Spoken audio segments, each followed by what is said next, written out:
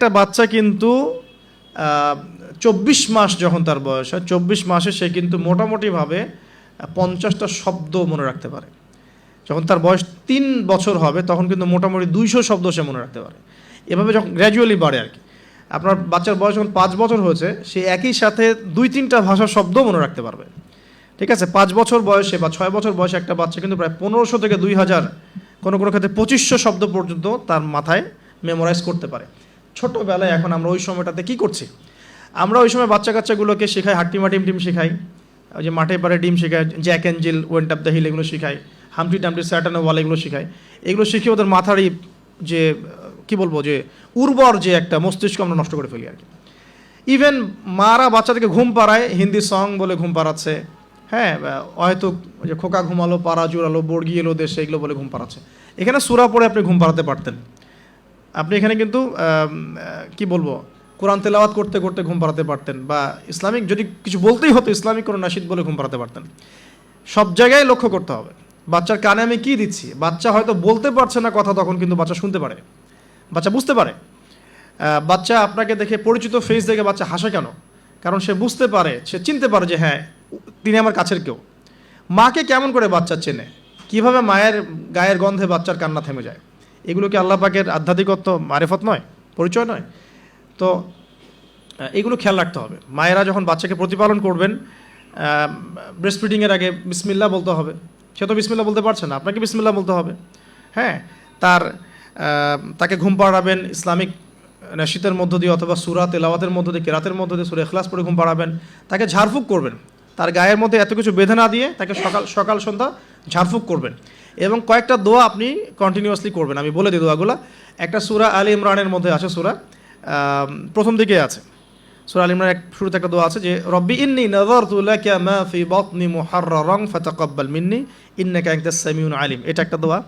আর একটা, এটাও সূরা আলী ইমরানে আছে প্রথম দিকেই, যে রব্বি হাবলি মিন লাদুনকা যুররিয়াতান তাইয়্যিবা ইন্নাকা সামিউদ দুআ। এটাও একটা দোয়া আছে সূরা আলী ইমরানের প্রথম দিকে। সূরা ফুরকানের 74 নম্বর আয়াতে একটা দোয়া আছে, রব্বানা হাব লানা মিন আজওয়াজিনা ওয়া যুররিয়াতিনা কুররাতা আ'ইউন ওয়াজআলনা লিল মুত্তাকিনা ইমামা। এগুলো আপনি করবেন।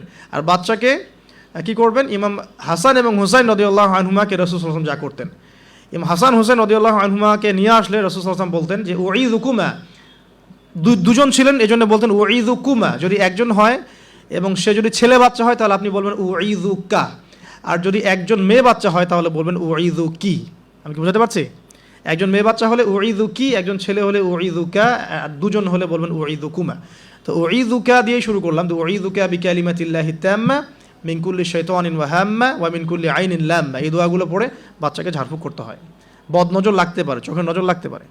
তো এই দোয়াগুলো করা, পাশাপাশি সূরা ফালাক, নাস, ইখলাস এগুলো পড়ে ঝাড়ফুঁক করা, সূরা ফাতিহা পড়ে ঝাড়ফুঁক করা, বাচ্চা ভালো থাকবে ইনশাআল্লাহ। বাচ্চাকে যে ঘরে রাখবেন সেখানে কোনো প্রকার ছবি মূর্তি রাখবেন না, বাচ্চা রাত্রেবেলা ভয় পেয়ে কাঁদতে পারে, এগুলো করতে যাবেন না। ফিডিংটা ভালো দিবেন, ব্রেস্ট ফিডিং চেষ্টা করবেন। যদি কোনো কারণে মায়েদের কোনো প্রবলেম থাকে সেটা ডিফারেন্ট ইস্যুস, তবে ব্রেস্ট ফিডিংটাই চেষ্টা করবেন। এতে মায়ের সাথে বাচ্চার একটা অন্তরঙ্গ সম্পর্ক তৈরি হবে, এটা বাচ্চার হক। এবার বাচ্চা যখন বড় হচ্ছে ওকে আজে বাজে কিছু শেখাবেন না, আস্তে আস্তে কথা বলা শিখবে, পরিবেশ পরিস্থিতি বোঝা শিখবে। তাকে সময় দিবেন, এক নাম্বার তাকে সময় দিবেন, তার সাথে গল্প গুজব করবেন, তাকে নিয়ে ঘুরবেন, তার সাথে খেলবেন, হ্যাঁ, তাকে আনন্দ দিবেন। আপনি আপনার টাইমের একটা অংশ তার জন্য ফিক্স রাখবেন, যে বাচ্চার জন্য ফিক্স রাখবেন। আর সব দায়িত্ব শুধু মায়ের উপর ছেড়ে দিবেন না, পুরুষের উপর অনেক দায়িত্ব আছে। এবার গ্র্যাজুয়ালি সে বড় হবে, পিতার সময় পিতার হকটা যেন পিতার থেকে পায়, মায়ের হকটা মায়ের থেকে পায়। এবার শিক্ষার কথা আসবে। ওকে এমন জায়গায় পড়াবেন না যেখানে পড়ালে তার কচি আত্মাটা নষ্ট হয়ে যায়। ফার্স্ট অফ অল পরিবারের পরিবেশ ঠিক করলাম, এখন ওকে যদি বাইরে পাঠাচ্ছি, আমি বাইরে এখন কোথায় পাঠাচ্ছি? আমি তাকে বাইরে যদি এমন জায়গায় পাঠাই যেখানে গেলে তার কচি আত্মাটা নষ্ট হয়ে যাবে, সে সেক্সুয়াল হ্যারাসমেন্টের শিকার হবে, সে ফ্রি মিক্সিং শিখবে, সে হামটি ডামটি এসব শিখবে, অন ইসলামিক কালচারে অভ্যস্ত হবে। হ্যাঁ, এমন হয়ে যাবে আমার বাচ্চা লাইলাতুল কদর চিনে না, 31st নাইট চিনে, তারপর তো সমস্যা। তাহলে ওকে আমাকে পড়াশোনার ক্ষেত্রে এমন এনভায়রনমেন্ট দিতে হবে যে এনভায়রনমেন্টটাতে সে দুনিয়ার জ্ঞানগুলো অর্জন করতে পারে, পাশাপাশি পরকালীন জ্ঞান অর্জন করতে পারে। আল্লাহকে চেনে, রাসূলকে চেনে, কোরআনকে চেনে, হাদিস সুন্নাহ এগুলো যেন চেনে এবং জানে। এই জন্য ইনস্টিটিউশন কোথায়, প্রশ্ন হচ্ছে এটা এখন। যদি থাকে আলহামদুলিল্লাহ, খুব ভালো। যদি না থাকে, আমাদের পরবর্তী প্রজন্মকে বাঁচানোর স্বার্থে হলেও আমাদেরকে এরকম প্রতিষ্ঠান গড়ে তুলতে হবে। কারণ যেগুলো আছে সেগুলোকে আপনি চেঞ্জ করতে পারছেন না। যদি মাদ্রাসা দিয়ে দেন, ম্যাক্সিমাম মাদ্রাসা একমুখী শিক্ষা দিয়ে দিচ্ছে, কম্বাইন্ড এডুকেশন এখানে খুব একটা পাওয়া যাচ্ছে না। যেটা পাওয়া যায় সেটা প্রয়োজনের তুলনায় নিতান্তই কম। যারা ওয়ার্ল্ড ডিল করেন তারা বুঝতে পারবেন। আবার সেকুলার জায়গায় দিয়ে দিলে কী হবে, সে তো ইসলাম থেকে টোটালি ডিটাচড হয়ে গেল আর কি। তো প্রতিষ্ঠানের রিফর্ম করতে হবে, অথবা নতুন করে গড়ে তোলার চেষ্টা করতে হবে, বা সিলেবাসে পরিবর্তন আনার চেষ্টা করতে হবে। এরপর যখন সে কৈশোরে যাবে, দেখবেন শৈশবের বীজটা ভালো ছিল, কৈশোরে ইনশাল্লাহ আপনার বাচ্চা টিকটক প্রজন্মের মতো হবে না ইনশাল্লাহ, কিশোর গ্যাংয়ে যোগ দিবে না ইনশাল্লাহ, ওই যে 8, 9, 10 পরে সিগারেট খাবে না ইনশাল্লাহ। 8, 9, 10 মেয়েরা তো অনেকে জেনা করে সতীত্ব নষ্ট করে ফেলছে না এখন, এরকম হবে না ইনশাল্লাহ। একটা পয়েন্ট বলতে ভুলে গেছে, মেয়ে বাচ্চা যদি হয়ে যায়, শুরু থেকেই পর্দা শেখাতে হবে। বড় হয়ে পর্দা করবে এই কনসেপ্টে যায় না, ফ্রম ভেরি বিগিনিং তাকে পর্দা শেখাতে হবে, এবং তার ব্যাপারে খুব বেশি সতর্ক থাকতে হবে। কারণ কাছের মানুষদেরকে দিয়েই মেয়েরা কিন্তু এখন সেক্সুয়াল হ্যারাসমেন্টের শিকার হচ্ছে, চাচার দ্বারা হচ্ছে, কাজিনের দ্বারা হচ্ছে, মামা আদুল্লা ভাই ইত্যাদির দ্বারা হচ্ছে। সো এগুলো বাসার মধ্যে অ্যালাউ করবেন না। আমি তো বলি যে মেয়ে বাচ্চাকে কার কোলে তুলে দিচ্ছেন সেটা তো সতর্ক থাকতে হবে আপনি, কার কোলে বাচ্চাকে তুলে দিচ্ছেন। কারণ ম্যাক্সিমাম মানুষই তো পর্নোগ্রাফিতে আসক্ত না এখন। ওর কাছে তো বাচ্চা কিছুই না, বাচ্চা মানে ওর কাছে একটা বস্তু, ও তো বাচ্চাকে পেলেও রেপ করে রেখে দিবে একেবারে। এটা হচ্ছে না অ্যাভেলেবল এখন। সো বাচ্চা মেয়েদের ক্ষেত্রে আরও বেশি সতর্ক থাকতে হবে। প্রয়োজনে মহিলাদের স্বতন্ত্র মাদ্রাসা গড়ে তুলে সেখানে আপনার মেয়েকে পড়াশোনা করান, এবং আপনার স্ত্রীকে সেই মাদ্রাসায় দায়িত্ব দেন। আপনার স্ত্রীকে সেখানে কাজে ইনভলভ করেন যেন সে মনিটর করতে পারে। আর সিসি ক্যামেরার কোনো বিকল্প নাই, রাখতেই হবে এখন এই যুগ চলছে আর কি, সিসি ক্যামেরার কোনো বিকল্প নাই, রাখতে হচ্ছে। ঠিক আছে? তো বাসায় কাদেরকে অ্যাক্সেস দিচ্ছেন, কাকে দিচ্ছেন না, পুরো বিষয়গুলো ঠান্ডা মাথায় ডিল করে আপনাকে আগাতে হবে। মেয়ে বাচ্চার ক্ষেত্রে অতিরিক্ত সতর্কতার কথা আমি বলছি আর কি। আর ছেলে বাচ্চার ক্ষেত্রে সতর্ক থাকবো কেন, বাইরের পরিবেশ তো আর আমার বাড়ির মতো না। বাইরের পরিবেশে গিয়ে যখন দেখবে যে মিথ্যা বলে কিছু আছে, প্রতারণা বলে কিছু আছে, ওকে কেউ ধমক দিচ্ছে, কেউ তাকে সেক্সুয়ালি টাচ করছে, ব্যাড টাচ গুড টাচ, ও বোঝার ক্ষমতা কিন্তু ওরা আছে কোনটা ব্যাড টাচ কোনটা গুড টাচ।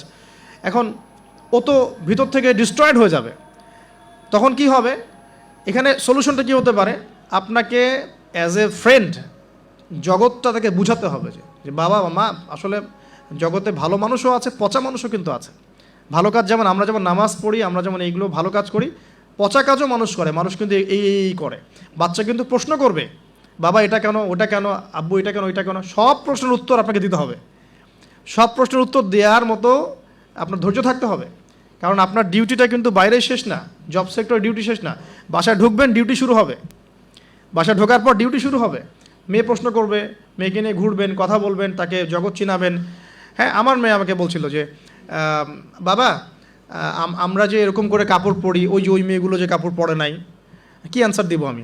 তো বললাম যে আম্মু আসলে তাদের বাবা মা মনে হয় তাদেরকে এভাবে শিখায় নাই, আমরা যেমন তোমাদেরকে শিখাইছি তাদের বাবা মা শিখায় নাই। ও মসজিদে যেতে খুব পছন্দ করে, তো মসজিদে যখনই যাই নিয়ে যান, আপনারাও নিয়ে যাবেন। আর আমাদের সমাজে তো মসজিদে নিয়ে গেলে ধমক দেয়, হ্যাঁ ডিস্টার্ব হয়। আর টার্কির মতো জায়গায় দেখবেন, টার্কিতে মসজিদে ঢুকলে চকলেট দেয়, গিফট দেয়। নববীতেও এখন নববী হারামেও ছেলেমেয়েরা দৌড়াদৌড়ি করে খেলে বেড়ায়, মানুষ নামাজ পড়ছে, কোনো সমস্যা নেই। নামাজ আমার এতই দুর্বল যে একটা বাচ্চার দৌড়াদৌড়িতে আমার নামাজ ছুটে যাবে? আশ্চর্য কথা। হাসান হোসেন রাদিয়াল্লাহু আনহু মসজিদে দৌড়াতেন, খেলতেন। রাসূল সাল্লাল্লাহু আলাইহি ওয়াসাল্লাম খুতবা থামিয়ে দিয়ে তাদেরকে কোলে নিয়ে এসে আবার খুতবা দিয়েছেন। সেজদা করতেন তিনি, পিঠের মধ্যে ইমাম হাসান ইমাম হোসেন রাদিয়াল্লাহু আনহুম তারা উঠে বসতেন, তিনি সেজদা লম্বা করতেন যাতে তাদের ডিস্টার্ব না হয় খেলাধুলা। যে প্রিয় ভাইরা, বাসার এনভায়রনমেন্টটা ঠিক করতে হবে, পাশাপাশি বাইরে যখন আমি পড়াবো আমাকে পড়ার উপযুক্ত এনভায়রনমেন্ট দিতে হবে। জগতের যে মানে অপারগতা অসারতাগুলো আছে, মিথ্যা, প্রতারণা, হাবিজাবি, বেপরদামি, এগুলো ওদের সাথে ডিসকাস করে অ্যাজ এ ফ্রেন্ড আপনাকে এগুলো উত্তর দিতে হবে। তারপরে সে কৈশোরে গেলে ইনশাল্লাহ বিভ্রান্ত হবে না। তাকে ফিজিক্যালি শেষ করে দিয়ে 2 মিনিট তাকে ফিজিক্যালি স্ট্রং করার চেষ্টা করবেন। তার খাবার যেন মানে নিউট্রিয়াস খাবার সে পায় সেটা ইনশিওর করবেন। তার বাসায় যেন এডিকশনে না পড়ে, স্মার্টফোন, ল্যাপটপস, এই যে এইগুলো কার্টুনস, এগুলো এডিকশনে না পড়ে খেয়াল রাখবেন। ইসলামিক এনভায়রনমেন্ট তৈরি করেন, প্রয়োজনে ইসলামিক কার্টুনস দেখান, হ্যাঁ ইসলামিক কালচারে বড় করেন। পিতামাতার মধ্যে সম্পর্কটা যেন হৃদ্যতার ভালোবাসার থাকে, এটা খেয়াল রাখেন। কারণ এগুলো বাচ্চা ফলো করবে যে আপনি কীভাবে আপনি ওয়াইফের সাথে কথা বলেন, কীভাবে আপনি ডিল করেন। নামাজে গেলে বাচ্চাকে নিয়ে যান, ইসলামিক কনফারেন্সগুলোতে বাচ্চাকে নিয়ে আসবেন, মানে প্রতিটা ক্ষেত্রেও কি ইনভলভ করতে হবে আর কি। এভাবে আস্তে আস্তে যখন সে দেখবেন টিনেজে চলে গেছে, তখন সে ভালো মন্দ নিজেই বোঝা শিখবে। এরপর ইনশাআল্লাহ তাআলা দেখবেন ওই বাচ্চা ছোটোবেলায় দেখবেন তার হিপস কমপ্লিট হয়ে গেছে মাশাআল্লাহ, ভালো ইনস্টিটিউশনে পড়েছে, সে হাদিসের ইবারত পড়তে পারে, হাদিস বোঝে, বাংলা ইংরেজি অঙ্ক সায়েন্স সবই বোঝে, সে কিন্তু ডিনামাইট হবে ইনশাল্লাহ। তারপর তাকে লাইফের অ্যাম্বিশন শেখাতে হবে। তোমার লাইফের রিজিকের টেনশন তোমাকে করতে হবে না। তোমাকে আল্লাহ সৃষ্টি করেছেন আল্লাহর দাসত্ব করার জন্য, আল্লাহর জমিনে তার দিন প্রতিষ্ঠার জন্য। তোমার কাজ এখন আল্লাহর জমিনে আল্লাহর দিনকে প্রচার প্রতিষ্ঠা করা। বাকি বিষয় আমরা দেখবো ইনশাল্লাহ। এভাবে পিছন থেকে সাপোর্ট দেন, ইনশাআল্লাহ তাআলা দেখবেন সে এই উম্মার নেতৃত্ব দানকারী যোগ্য নেতা এবং ইমাম হিসেবেই বড় হয়ে উঠবে ইনশাআল্লাহ তাআলা। আমরা দোয়া করি, রব্বানা হাব লানা মিন আজওয়াজিনা ওয়া যুররিয়াতিনা কুররাতা আ'ইউন ওয়াজআলনা লিল মুত্তাকিনা ইমামা।